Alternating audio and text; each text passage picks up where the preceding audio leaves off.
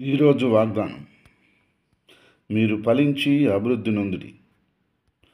ప్రియ సహోదరి సహోదరులారా, దేవుడు ఈరోజు సెలవిస్తున్నాడు, మీరు ఫలించి అభివృద్ధి చెందండి అని. ఆ రోజు నోవాహు కుమారులను దేవుడు ఆ రీతిగా ఆశీర్వదించాడు. వారు ఫలించి అభివృద్ధి నొంది భూమి అంతటా కూడా విస్తరించారు.